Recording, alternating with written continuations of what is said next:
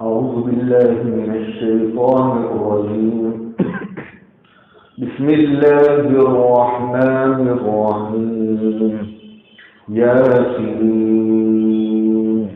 والقرآن الحكيم إنك لمن المرسلين على صراط مستقيم تنزيل العزيز الرحيم لتنذر قوما ما أنذر آباؤهم فهم غافلون. لقد حق القول على أكثرهم فهم لا يؤمنون.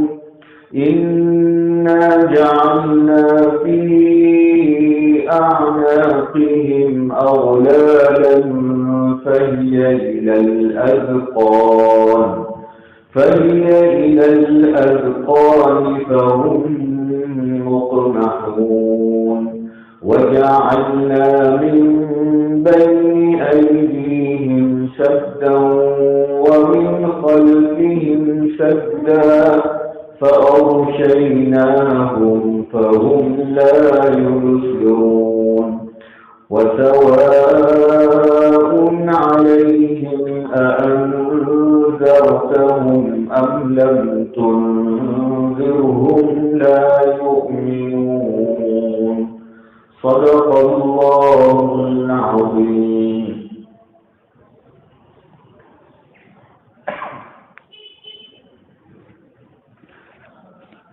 یہ سورۃ الیاسین ہے، کیونکہ اس سے جو ہے سب کے واسطے زیادہ پڑھتی، جو آگے بھی ایک مرتبہ ہو چکی ہے، لیکن پھر بھی چونکہ ہم میں سے ہر آدمی سورہ یاسین کو پڑھتا بھی ہے اور اس سے ایک لگاؤ بھی ہوتا ہے، اس کی برکتیں بھی ہے، تو اس معنی کر کے کچھ اس کے مفہوم، اس کے معنی، مطلب، تفسیر بھی جو ہے ہمارے سامنے آ جائے۔ یہ سورت جو ہے مکے میں اتری تھی، اور اس سورت کی فضائل میں یہ ہے کہ اس کو قرآن کا قلب کہا جاتا ہے، دل۔ یہ سورت قرآن کا دل ہے۔ نبی کریم صلی اللہ علیہ وسلم فرماتے ہیں کہ جس طریقے سے انسان کا دل ہوتا ہے، ہر چیز کا ایک قلب ہوتا ہے، دل ہوتا ہے، قرآن کا دل یہ سورہ یاسین ہے۔ اس کے بہت سارے فضائل بھی ہے، وہ تو آپ پڑھتے رہتے ہوں گے۔ کوئی آدمی جو ہے روزانہ صبح میں اس کو اگر پڑھ لیتا ہے، اللہ تبارک و تعالیٰ شام تک کے اس کے تمام کام آسان فرما دیتا ہے۔ اور بعض روایتوں میں ہے کہ جو شخص اس کو پڑھ لے گا ایک مرتبہ 10 قرآن پڑھنے کا ثواب ملے۔ تو اس کے فضائل ہیں۔ تو یہ سورت جو ہے عام طور پر ہمارے یہاں جو ہے، اور امت مسلمہ اس کا بہت زیادہ اہتمام کرتی ہے۔ اسی طرح جو ہے بعض روایتوں میں ہے کہ اس کا سننے والا، پڑھنے والا دونوں جو ہے اللہ کے یہاں جو ہے بخش دیا جاتا ہے۔ اسی طرح کوئی جو ہے حالت نزاع میں ہو، موت کی تیاری پر ہو، اس کے سامنے بھی اگر یہ سورت پڑھی جاتی ہے، اس کے لیے آسانیاں پیدا ہو جاتی ہیں۔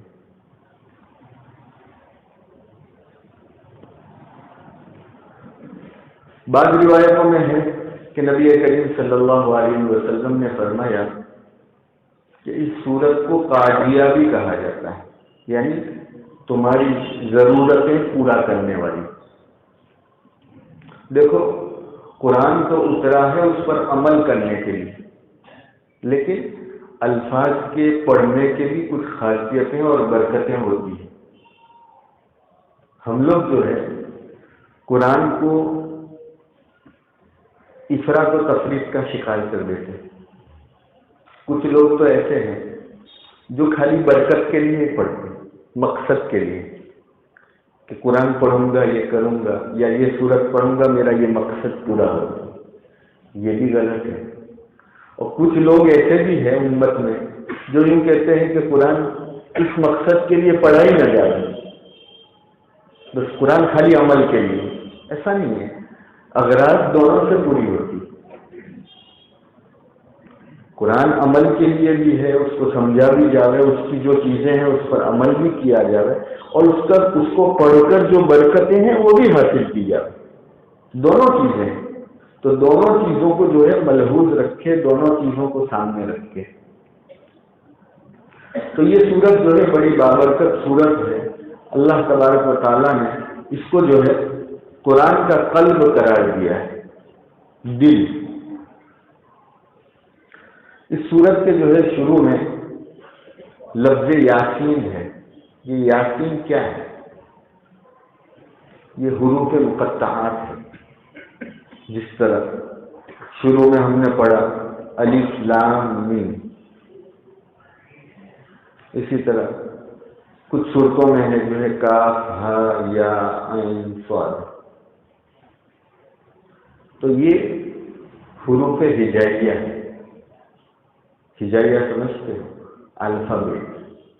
جس طریقے سے ہر زبان میں الفابیٹ ہوتا ہے، الف بائیہ، یعنی الف با تا سا، اس زبان کا جو ہے بنیاد جن حروف پر ہوتی ہے ان حروف کو الفابیٹ کہا جاتا ہے، الف بائیہ کہا جاتا ہے، حروف ہجائیہ کہا جاتا ہے۔ تو یہ حروف ہجائیہ ہے یا اور سین۔ اب اس کا مطلب کیا اور یہ کیوں اتارے گئے، اس کے پیچھے جو ہے علماء نے بہت ساری بحثیں کی ہے۔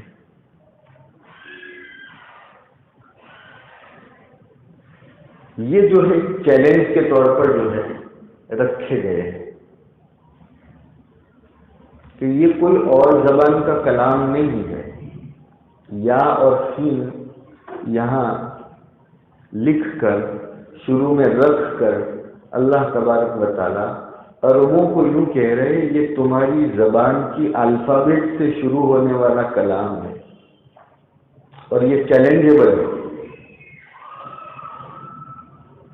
اصل میں قرآن نے چیلنج کیا ہے کہ فَأْتُوا بِسُورَةٍ مِّن مِّثْلِهِ وَادْعُوا شُهَدَاءَكُم مِّن دُونِ اللَّهِ إِن كُنتُمْ صَادِقِينَ، کہ قرآن جیسا کلام لے کر آؤ۔ تم یہ کہتے ہو نا کہ محمد صلی اللہ علیہ وسلم اپنی طرف سے بنا بنا کر تم کو دیتے ہیں۔ عربوں کو اپنے کلام پر بہت ناز تھا۔ عرب اپنے آپ کو عرب بولتے ہیں اور دوسروں کو عجم بولتے ہیں۔ عرب کا مطلب بولنے والا اور عجم کا مطلب گونگا۔ وہ یوں کہتے ہیں کہ دنیا میں کسی کو بولتے نہیں آتا، بولتے کلام کرتے تو ہم کرتے۔ ان کی چھوٹی چھوٹی بچیاں وہ بڑے بڑے اشعار کے قصیدے کہہ دیتی کھیل کھیل میں، اتنا ان کو جو ہے عبور تھا، مہارت تھی کلام پر۔ عربی زبان جو ہے ایسی ہے کہ اس کے مادوں کو اگر گنا جائے تو تمام دنیا کی زبانوں میں جو ہے اس کے مادے سب سے زیادہ ہیں۔ مادے تو سمجھتے ہیں، ہم ڈکشنری لے کے بیٹھتے ہیں تو ڈکشنری میں پہلے حروف کون سے آتے؟ اے سے شروع ہوتا ہے، اے، پھر اے بی، پھر اے بی، یوں تین تین حروف سے شروع ہوتا ہے۔ اس کو جو ہے مادہ کہا جاتا ہے۔ اصل جو حروف، جو الفاظ کی بنیاد ہوتی ہے، ورڈ جو ہوتے ہیں وہ اسی تین چار حروف سے مل کر بنتے ہیں۔ عربی زبان میں جو ہے تین حرف کو ملا لو کوئی بھی معنی نکل جائے گا۔ تین حرف کو ملا لو آپ کوئی بھی معنی نکل جائے گا۔ تو یہ مادے جو بنتے ہیں لغت کے، ڈکشنری کے، وہ سب سے زیادہ عربی میں ہے۔ عربی زبان اتنی وسیع ہے کہ عربی میں ایک ایک چیز کی تعبیر کے لیے 100 200 300 الفاظ ہوتے ہیں. تلوار کے لیے 500 سے زائد حروف ہے الفاظ ہیں. شیر کے لیے شیر 700 الفاظ ہیں. شراب کے لیے، کیونکہ شراب ان کی فیوریٹ چیز تھی عربوں کی جاہلیت میں، شراب کے لیے 900 سے زائد الفاظ ہیں ان کی ڈکشنری میں. تو یہ ایک ایسی زبان ہے جو بہت زیادہ جو ہے وسیع ہے. کتنے ایسے خطیب گزرے ہیں عربی زبان کے کہ وہ ایک مرتبہ ممبر پر کھڑے ہو جائیں، آپ پورا بیان ان کا سنو تو ایک لفظ کو ریپیٹ نہیں کرے گا. وہ بات پوری بولنے کے لیے ایک لفظ کو واپس ریپیٹ نہیں کرتا. ایسے ایسے فصیح و بلیغ جو ہے گزرے ہیں. تو عربی زبان اتنی وسیع تھی، ان کو اپنی زبان پر اتنا ناز تھا، تو اللہ تبارک و تعالیٰ نے ان کو چیلنج کرنے کے لیے یہ شروع میں حروف مقطعات رکھی کہ آدمی جب حروف مقطعات الفابیٹ پڑھتا ہے تو یہ سمجھ جاتا ہے کہ یہ اسی زبان کا کلام ہے، کوئی اور زبان کا نہیں ہے. اگر کوئی ABC بولے تو سمجھ جائے گا یہ انگلش ہے، ککا بولے تو سمجھ جائے گا یہ گجراتی ہے، تو الف با بولے گا تو یہ عربی ہے. تو یہ حروف جو ہے رکھے ہیں اس لیے کہ ایک چیلنج اور لوگوں کو متوجہ کیا جائے. تو اس توجہ کے لیے جو ہے ان حروف مقطعات کو استعمال کیا ہے. کچھ لوگ فرماتے ہیں کہ نبی کریم صلی اللہ علیہ وسلم کو اللہ تبارک و تعالیٰ نے دنیا میں بھیجا، کیوں؟ تاکہ زندگی جینے کا سلیقہ اور طریقہ بتاوے مخلوق کو، انسانوں کو، کہ اللہ تبارک و تعالیٰ کی مرضی والی ایسی زندگی. اس کو کہا جاتا ہے لا اور قانون. تو قانون لے کر آئے، یہ تو حضور صلی اللہ علیہ وسلم کی ذمہ داری تھی. لیکن کچھ چیزیں ایسی تھیں جو نبی کریم صلی اللہ علیہ وسلم نے کلام کیا، باتیں کی، وہ ہمیں بتلائی، لیکن وہ شریعت کے قبیل سے نہیں تھی، ہم کو بچانے کے لیے تھی. مثلا قیامت کی نشانیاں جو بتائی نبی کریم صلی اللہ علیہ وسلم. اب دیکھو قیامت پر ایمان رکھنا یہ تو ہمارے ایمان میں سے، لیکن قیامت آنے والی ہے اس کی نشانیاں بتانے سے ایمان پہ کیا فرق پڑے گا بتا؟ اگر وہ نہ بتایا جاتا تو ہمارے ایمان میں کچھ ادھورا رہتا نہیں. جو عمل کرنے کی چیزیں تھی وہ تو نبی کریم صلی اللہ علیہ وسلم نے بتلا دی تھی. اسی طرح جو ہے کچھ واقعات ایسے ہیں جو اگلے انبیاء کے، اگلی امتوں کے واقعات قرآن نے بھی بیان کیے، نبی کریم صلی اللہ علیہ وسلم نے بھی بیان کیے کسی مقصد کے خاطر. اس میں لو نہیں ہے، زندگی جینے کا کوئی طریقہ نہیں. ہاں وہ بتایا گیا ہے کہ آزمائش آتی ہے تسلی کے لیے لائے، تسلی کرنے کے لیے، اور بھی اس کے پیچھے بہت سارے مقاصد ہیں. لیکن بالفرض اگر ان واقعات کو نہ بیان کیا جاتا تو ہماری شریعت میں کچھ ادھورا پن نہیں آتا. لو تو بیان ہو گیا، زندگی جینے کے طریقے تو نبی کریم صلی اللہ علیہ وسلم نے بیان کر دیے. ان واقعات میں تو کوئی لو نہیں ہے،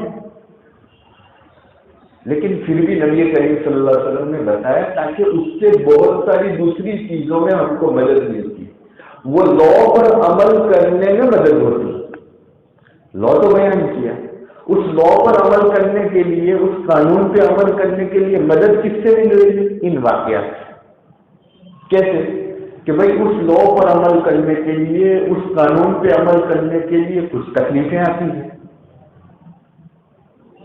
تو انسان سوچتا ہے کہ میں تو اللہ کی رضامندی حاصل کرنے کے لیے اس قانون پہ عمل کر رہا ہوں اور اس میں تو مصیبت آ رہی ہے. تو اللہ تبارک و تعالیٰ نے ان واقعات کو بیان کر کے یہ بیان کیا کہ جب تم حق پر چلو گے تو مصیبت تو آنے والی ہے، فتنے تو آنے والے. اللہ تبارک و تعالیٰ آزمائیں گے، تبھی تو وہ لو پر عمل کرنا صحیح ہوگا. سب کچھ برابر ہے اور انسان عمل کرتا جائے تو اس میں کوئی بہت کمال نہیں. تکلیفیں بھی آتی ہیں، مصیبتیں بھی آتی ہیں، نعمتیں بھی آتی ہیں، تو انسان جو ہے اندر سے اگلتا ہے، اچھائیاں برائیاں اس کی نکلتی ہے باہر. سب کچھ برابر چل رہا ہوتا ہے تو کچھ اگلتا نہیں ہے، تو احوال آتے ہیں. اس لیے اللہ تبارک و تعالیٰ نے قرآن میں یہ فرمایا احسب الناس ان یترکوا ان یقولوا آمنا وهم لا یفتنون. لوگ یہ سمجھتے ہیں خالی کہ ہم کہتے ہیں کہ ہم تو مومن ہیں، ہم مسلمان ہیں، ہم مسلمان ہیں، اور وہ فتنوں میں نہ پڑے، اللہ آزمائے نہ ان کو. ایسا نہیں ہو سکتا.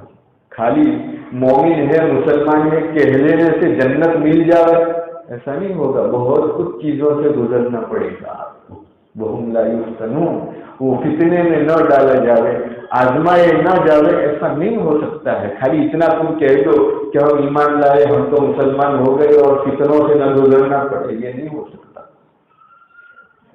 گزرنا ہی پڑے گا، لازم ہے. اب جب فتنوں سے انسان گزرے گا تب تو پتا چلے گا کہاں صبر کرنا ہے، کہاں شکر کرنا ہے، کہاں کس کا حق دینا ہے. آدمی کے پاس سب کچھ ہے اور دوسرے کے حقوق پر پیسے دے دیتا ہے، کوئی مسئلہ نہیں، وہ تو دے ہی دے گا کیونکہ اس کے پاس بھی بھرا ہوا ہے. لیکن اس کو بھی ضرورت ہے اور دوسرے کا حق دینا ہے، تب دیتا ہے، پتہ چلتا ہے. تو فتنوں میں، آزمائشوں میں مبتلا ہوگا تب پتہ چلے گا کہ کس طرح جو ہے لا اور قانون پہ، اللہ کی رضامندی والے احکام پہ کیسے عمل کرتا ہے. ان حالات سے گزرے گا تب تو پتہ چلے گا. تو وہ جب ہم ان احکامات پہ عمل کریں گے تو جو حالات آتے ہیں اونچ نیچ والے، وہ حالات خالی ہم پہ نہیں آئے. پہلے دن سے جو ہے اللہ کی خوشنودی، اللہ کی رضامندی حاصل کرنے والوں نے جو عمل کیا، اس راستے پہ چلے، اس دن سے یہ احوال آتے گئے. تو اس کے واقعات پیش کیے. احکام نہیں ہے، لیکن ہم جب وہ احکام پہ عمل کریں گے تو ہم کو تسلی دینے کے لیے وہ واقعات بیان کیے. وہ واقعات نہ ہوتے تو بھی ہمارا قانون تو پورا ہی. تو یہ جو الفاظ ہے اس میں کچھ ایسی باتیں ہیں جو اللہ اور اس کے رسول کے درمیان کوئی راز ہے. یہ زپ میسج ہے. زپ میسج سمجھتے ہو؟ مشفر، یعنی ایسا میسج جو لکھنے والے نے بھیجا اور کس پر کھلا، کس تک بھیجا ہو، بیچ میں کوئی کھول نہیں سکتا. بھیجنے والے نے بھیج دیا، اس کو معلوم ہے، اور پڑھنے والے نے پڑھ لیا، بیچ میں کوئی کھول نہیں سکتا. اس کو تیسرے کے بعد جائے گا تو کھل نہیں پائے گا. تو یہ ایسا میسج ہے. اب یہ ایک میسج میں جو چیز بیان کی گئی وہ ہمارے احکام کی ضرورت میں سے نہیں تھی، وہ اللہ اور اس کے رسول کی راز تھے جو حضور صلی اللہ علیہ وسلم کے پاس تھے. ہم کو اس کی ضرورت نہیں تھی. تو یہ ایک ایسا میسج ہے جو میسج اللہ نے بھیجا، نبی کریم صلی اللہ علیہ وسلم نے سمجھا، اور ہمارے ایمان کی تکمیل کے لیے، ہم کو زندگی گزارنے کے لیے اس میسج کے اندر کوئی ایسی چیز نہیں تھی جو ہمارے ضرورت تھی. اس لیے اس کو چیلنجیبل جو ہے میسج رکھا گیا کہ پوری دنیا جو ہے قیامت آ جائے گی لیکن اس میسج کو کوئی حل نہیں کر پائے گا. کم آپ کو کہ وہ کیا میسج ہے. آج تو زپنگ کا زمانہ، میسج زپ ہو جاتے، تشہیر ہو جاتی ہے اس کی، لیکن کوئی کھول نہیں پا رہا ہے. اللہ کے ایسے بندے بھی ہوں گے جس پر اللہ تبارک و تعالیٰ نے یہ کھولا، لیکن بہرحال جو بھی کھولے گا پکی بات تو کوئی بھی نہیں کہہ سکے گا کہ یہی میسج نبی کریم صلی اللہ علیہ وسلم کے نام پر. اس لیے وہ پکی بات، یقینی بات کوئی بھی نہیں کہہ سکتا. یعنی اس میسج کو، یہ میسج کیا ہے اس کو کوئی بھی، ابھی میں بھی کوئی تعبیر نکال لوں، لیکن آپ مجھے پوچھیں یہ پکا یہی مراد ہے اللہ اور اس کے رسول کی، میں کیسے کہوں گا اللہ اور رسول کی یہی مراد ہے؟ کوئی نہیں کہہ سکتا. دوسرے قرائن سے، قرآن و حدیث کی دوسری باتوں سے دیکھ کر کوئی آدمی اس میں سے سمجھ سکتا ہے، لیکن پکا کوئی نہیں کہہ سکتا. تو یہ حروف مقطعات اللہ تبارک و تعالیٰ نے عجیب نظام رکھا ہے. عربی زبان کی الفابیٹ جو ہے وہ 28 حروف پر مشتمل ہے. کتنے؟ 28 حروف. 28 حروف جو ہے الف با سے یا تک آپ گنو تو 28 حروف ہوتے ہیں. یہ جو نظام چل رہا ہے چاند کا، وہ بھی 28 منزلوں پہ چلتا ہے. چاند جو ہے اپنا دورہ زمین کے ارد گرد 28 دن میں پورا کرتا ہے. 29ویں دن آپ کو کوئی چاند دکھتا نہیں. دکھتا ہے کہ غروب ہونے والا، یعنی جو روزانہ چھوٹا ہو رہا ہے وہ بھی نہیں دکھے گا اور نیا اگنے والا بھی دکھے گا نہیں. 27.5 پونے 28 دن کے اندر چاند اپنا دورہ ختم کرتا ہے. پھر 24 گھنٹے ایسے جاتے ہیں جہاں چاند دکھتا ہی نہیں ہے، نیو مون ہوتا ہے، بالکل سامنے اس طرح ہو جاتا ہے کہ چاند دکھنے کی پوزیشن رہتی نہیں. پھر وہ اگتا ہے. تو یہ قرآن، پورا قرآن جو ہے 28 حروف پر چل رہا ہے. 28 حروف پر چل رہا ہے. ان 28 حروف میں سے آدھا کر دو کتنا ہوتا ہے؟ 14. یہ حروف مقطعات جو ہے یہ 14 حروف ہے. آپ الف لام میم، الف لام میم صاد، الف لام را، یہ سب کو ملا ہوگے اور گنو گے تو 14 حروف نکلیں گے. تو 14 حروف کو اللہ تبارک و تعالیٰ نے سورتوں کے شروع میں بیان کیا اور 14 حروف کو بیان نہیں کیا. چاند جو ہوتا ہے، چاند کا آدھا حصہ ہمیشہ روشن ہوتا ہے اور آدھا ہمیشہ ظلمت والا ہوتا ہے. ہم کو تو آدھا چاند اس لیے دکھتا ہے کہ جتنا ہم کو دکھ رہا ہے اس میں سے آدھا منور دکھتا ہے، آدھا وہ اندھیرے والا دکھتا ہے. ورنہ چاند روزانہ جو ہے آدھا اس کا روشن ہوتا ہے اور آدھا ظلمت والا ہوتا ہے، وہ گول ہوتا ہے. تو جہاں سورج کا سامنا ہوتا ہے وہ حصہ جس طرح گیند ہوتی ہے، بال ہوتا ہے، اس کو ایک طرف سے ٹارچ مارو گے آپ تو ایک حصہ کیسا ہوگا؟ روشن ہوگا. ادھر والا حصہ ظلمت والا ہوگا.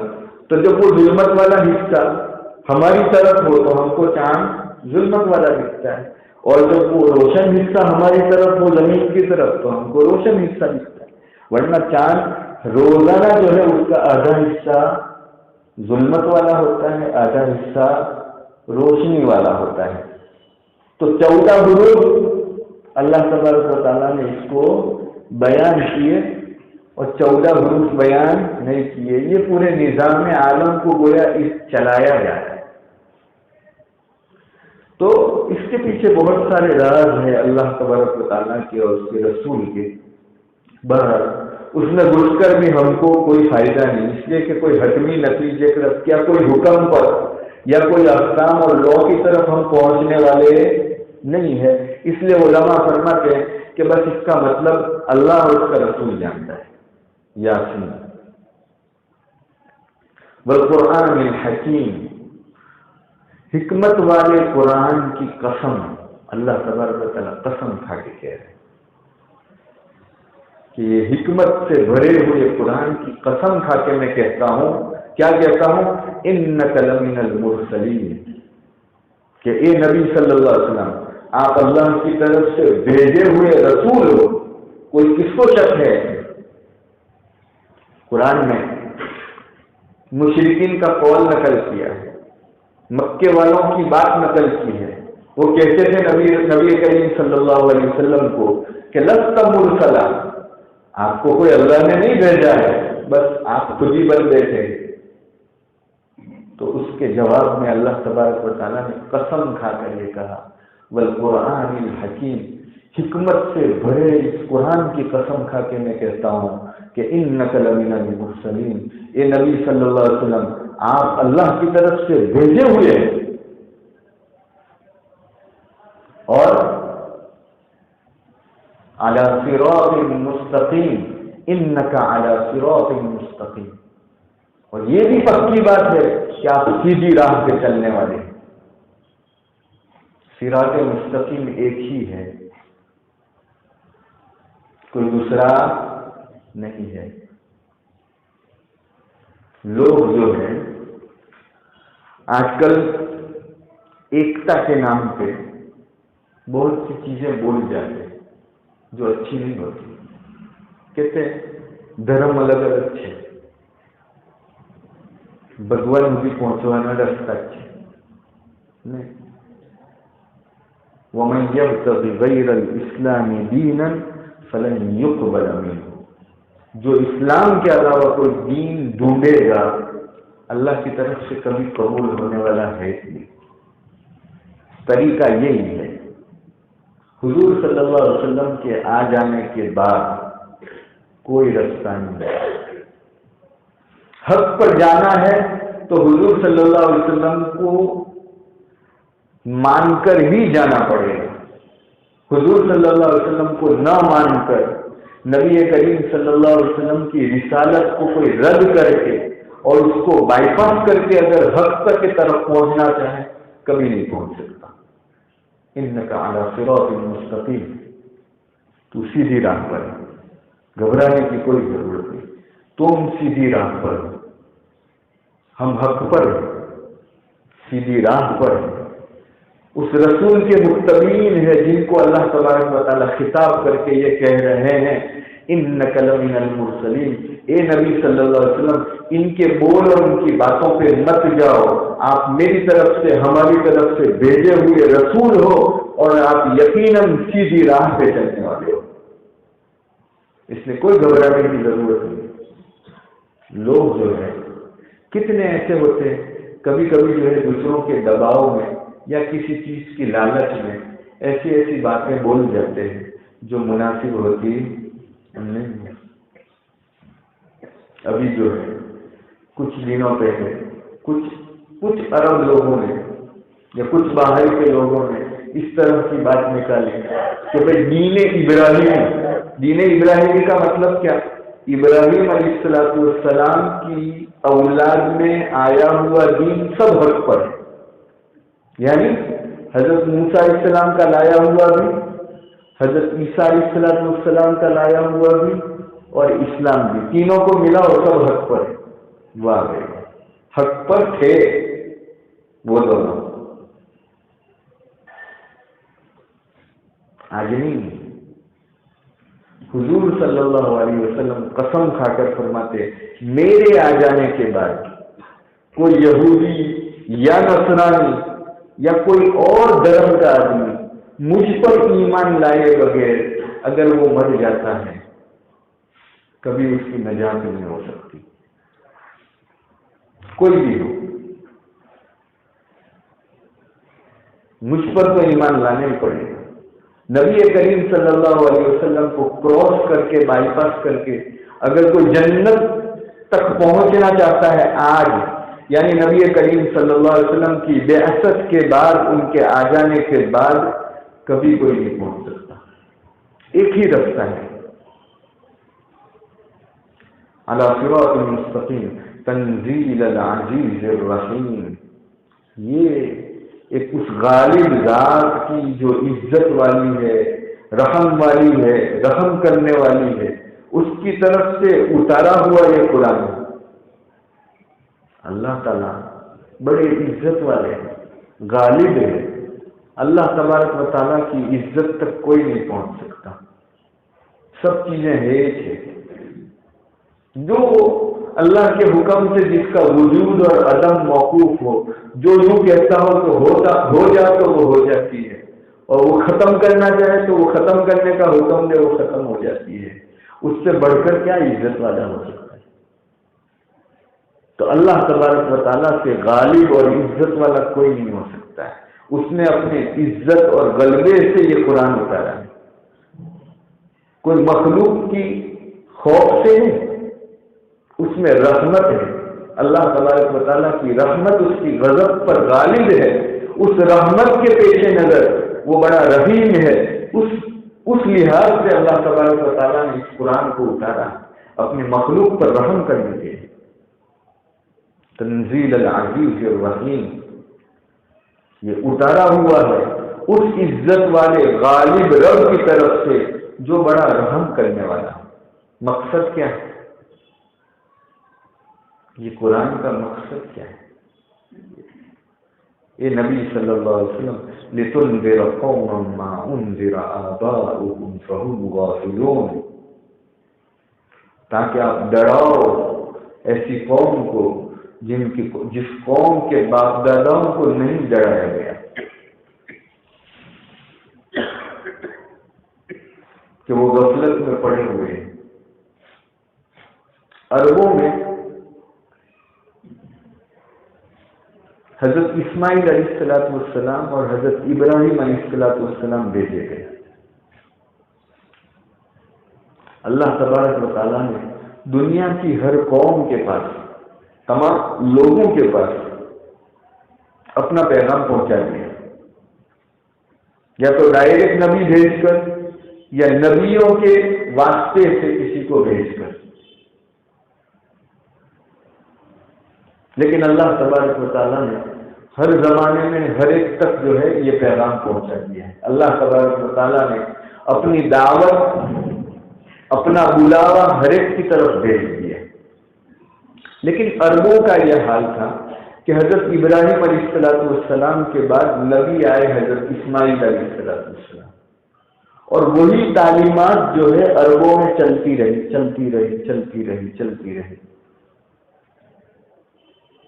کوئی بیچ میں ایسا پیدا ہو جاتا جو وہی تعلیمات ابراہیمی اور تعلیمات اسماعیلی کو زندہ کر دیتا تھا، اس کو وہ پکڑ کے بیٹھے تھے۔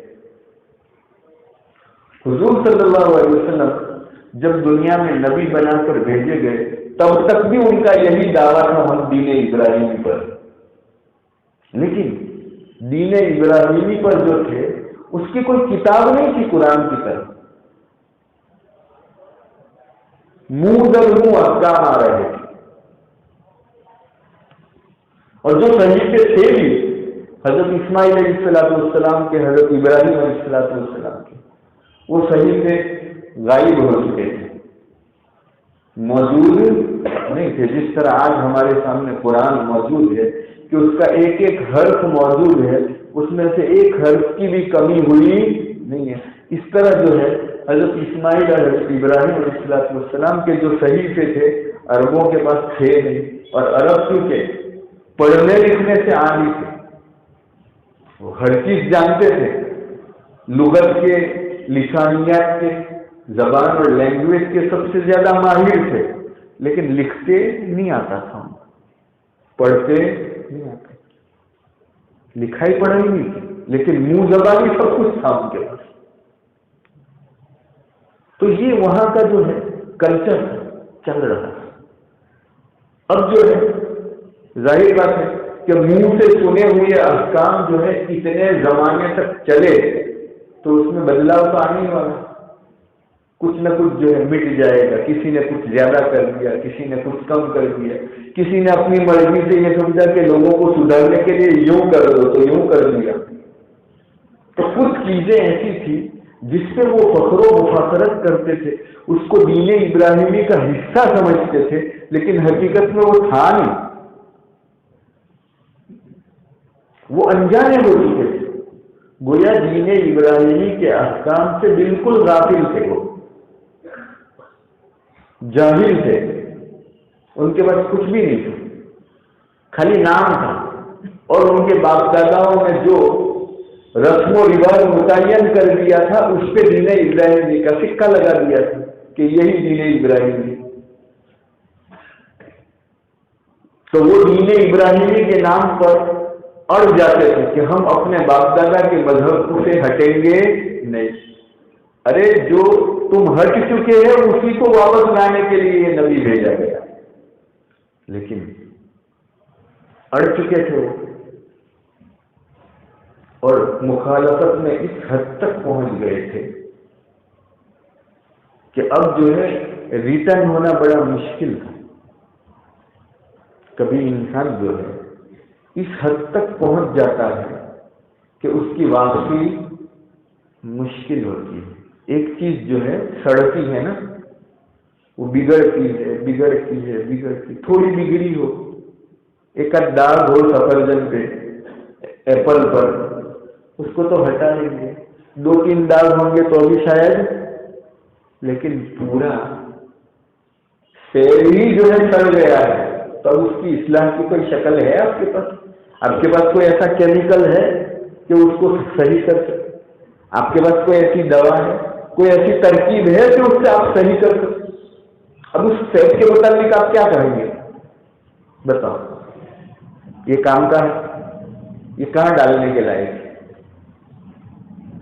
کہاں ڈالنے کے لائق؟ پیٹ میں؟ منہ میں؟ نہیں، وہ تو وہی ڈالا جائے گا جہاں کوڑا کرکٹ ڈالا جائے، کچرے میں ہی ڈالا جائے گا۔ تو انسان بھی جو ہے اپنے دل کو بگاڑتا ہے، وہ بگاڑ کے کبھی کبھی اس حد تک پہنچ جاتا ہے کہ اب جو ہے اس دل کو سدھارنا بڑا مشکل ہو جاتا ہے۔ اب دل کتنا بگڑا ہے کتنا بگڑا نہیں ہے ہم تو یوں جو ہے دیکھ نہیں سکتے، اور اگر پھاڑ کے بھی دیکھیں گے تو اس دل کو دیکھنے سے حقیقی جو ہے قلب کے جو دھبے ہیں وہ ہم کو دکھنے والے نہیں ہے، وہ روحانی دھبے ہیں، تو وہ دھبے ہم کو دکھنے والے نہیں، لیکن اللہ تعالیٰ تو دیکھ سکتے ہیں، اللہ تعالیٰ کی تو وہ قدرت ہے نا کہ وہ دیکھ سکتے۔ تو انسان جب بگڑتا ہے کون کتنا بگڑا ہوا ہے اور کون کتنا سدھرا ہوا ہے اللہ تعالیٰ نے۔ اللہ تعالیٰ فرماتے ہیں لا تزکوا انفسکم هو اعلم بمن اتقى، اپنی ذات کی صفائیاں مت پیش کرا کرو کہ میں اچھا ہوں، وہ اچھا ہے، یہ اچھا ہے۔ اللہ جانتا ہے کون کتنا ڈرتا ہے کون کتنا ڈرتا نہیں ہے۔ هو اعلم بمن اتقى، کون کتنا ڈرتا ہے اللہ سے اور کون کتنا کچھ کر رہا ہے۔ مطلب دل کی وہ روحانی احوال کی پوری واقفیت اللہ تعالیٰ کو ہے۔ اب کسی کا دل پورا بھی سڑ گیا ہے کہ اب وہ کبھی بھی ہدایت سے نہیں آ سکتا ہے، کسی میں صلاحیت ہے کہ اتنا جو ہے وہ نکال لو تو بقیہ سے کام ہو جائے گا، لیکن ہم تو جان ہی نہیں سکتے، اللہ تعالیٰ جان سکتے۔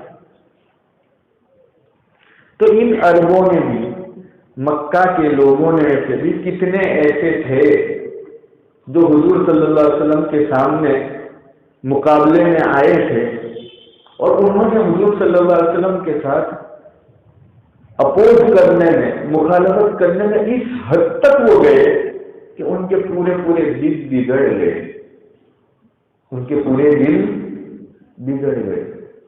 اب سدھرنے کا کوئی چانس رہا نہیں تھا، وہ اپنے آپ کو اس قدر بگاڑ چکے تھے کہ اب وہ سدھرنے والے نہیں تھے۔ تو اب اللہ تعالیٰ اگر یوں کہتے ہیں کہ یہ لوگ ایمان نہیں لائیں گے تو اس میں اللہ تعالیٰ کا کیا قصور؟ کوئی مجبوری ہے کیا؟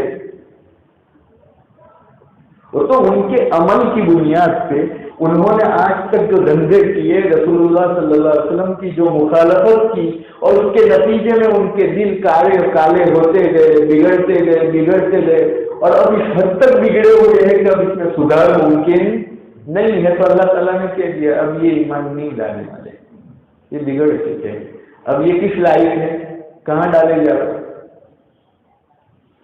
وہ کوڑے کرکٹ میں ڈالے جائیں۔ کیا ہے؟ انسان کے لیے کوڑا کرکٹ کیا ہے؟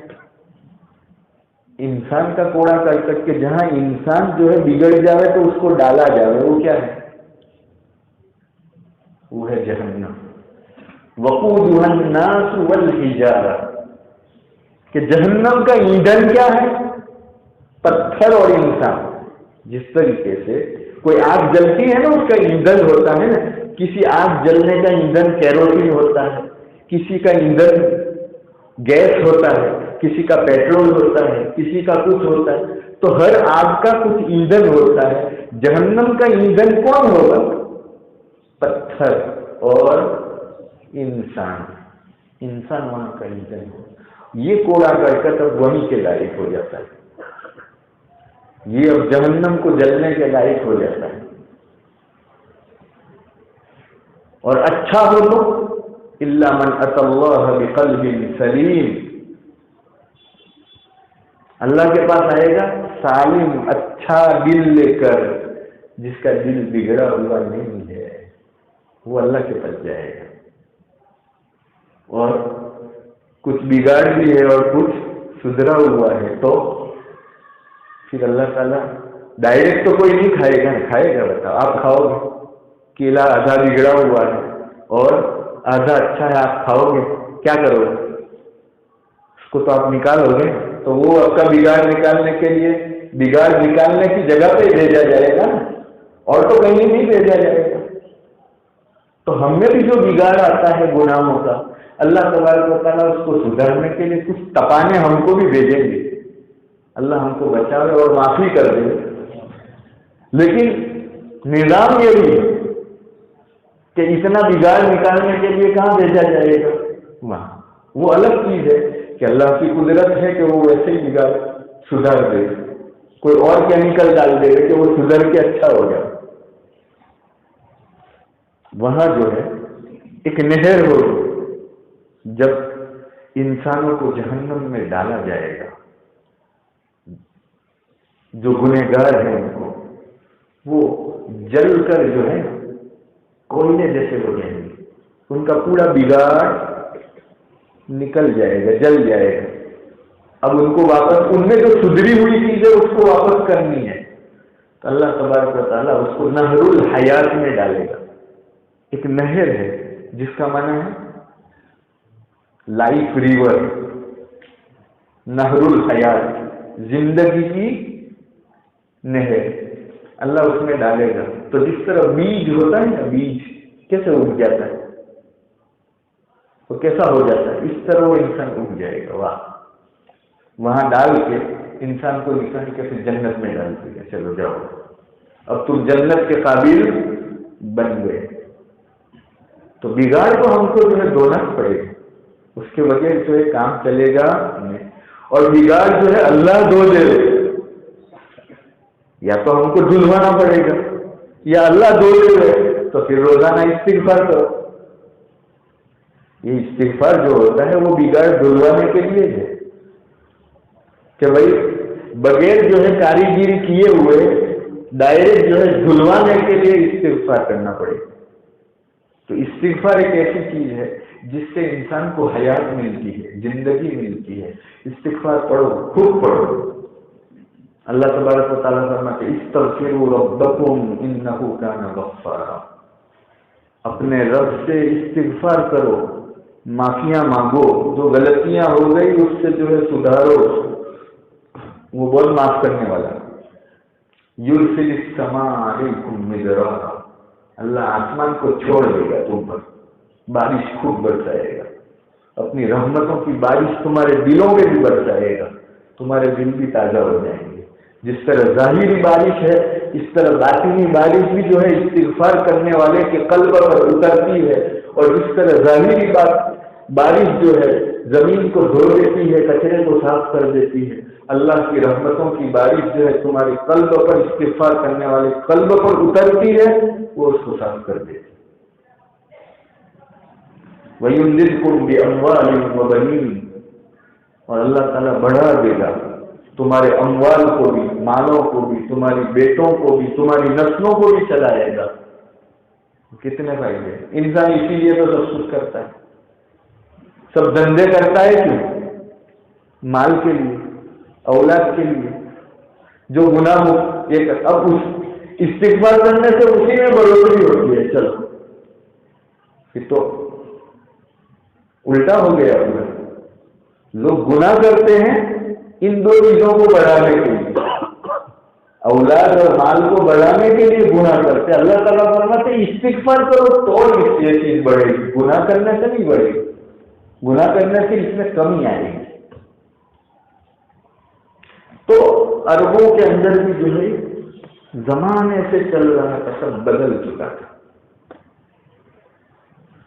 حضور صلی اللہ علیہ وسلم جب دنیا میں آئے اور نبوت ملی تو 600 سال ہو چکے تھے. حضرت عیسیٰ علیہ السلام کو آئے ہوئے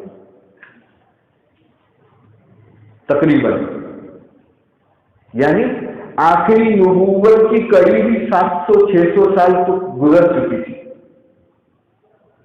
اب اس درمیان میں جو ہے لوگوں کے پاس جو ہے کما حق روشنیاں تو تھی، لیکن ایسی بھی نہیں تھی جو محفوظ ہو، تمام لوگوں کو ہدایت کا کام دے سکے. اس لیے اللہ تبارک و تعالیٰ نے یہ کہا کہ آپ ایسی قوم کو ڈراؤ کہ ان کے باپ داداؤں کے پاس، قریبی باپ داداؤں کے پاس کوئی نبی نہیں آیا، اوپر سے چلا آ رہا تھا. نبی تو اوپر سے، اور نبی کی تعلیمات اوپر سے چلی آ رہی تھی، اور وہ جو ہے اپنی غفلتوں کی بنا پر جو ہے اس سب چیزوں کو بھول چکے تھے. ان کو ڈراؤ، ان کو بتاؤ کہ دین ابراہیمی یہ ہے. لیکن کچھ لوگ جو ہے اس حد تک آگے بڑھ گئے کہ نبی کریم صلی اللہ علیہ وسلم کو اپوز کرنے میں اپنا بگاڑ بیٹھے. اللہ کا اس نے کیا پوچھا؟ اس نے اپنے دلوں کو اس حد تک بگاڑ لیا کہ اب وہ سدھرنے کے قابل نہیں ہے. لقد حق القول على اکثرهم فهم لا يؤمنون. اللہ تعالیٰ فرماتے اللہ کی بات پکی ہو گئی ہے ان میں سے اکثر لوگوں پر، اب وہ ایمان نہیں لائیں گے. انسان خود ہی جو ہے سنتا نہیں ہے حق پرستوں کی حق باتوں کو. انسان اپنی ضد میں اس حد تک جاتا ہے کبھی کبھی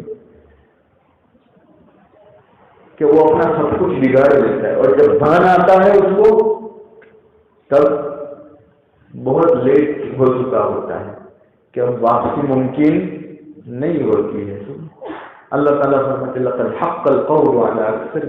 انہوں نے مخالفت میں، اللہ اور اس کی رسول کی خلاف ورزی کرنے میں اس حد تک یہ لوگ پہنچ گئے کہ ان کے دل جو ہے اب اس قابل ہی نہ رہے کہ وہ اس پر ایمان آئے.